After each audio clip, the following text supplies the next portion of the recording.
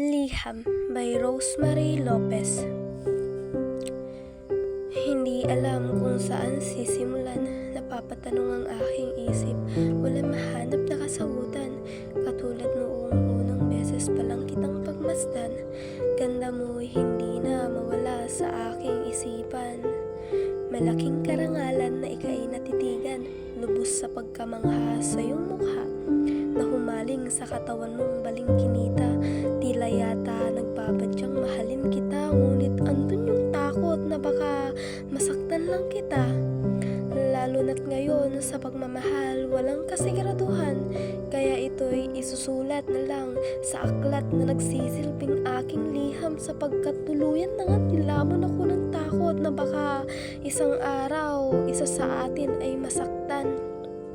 Ay mali, dahil hindi ko pa alam kung anong epekto ko sa'yo, epekto mo sa akin, kung tayo'y magmahalan, kung tayo'y dalawa pa yung masasaktan, hindi kaya isa lang. Andito na naman ako sa puntong sarili ko'y hindi maintindihan.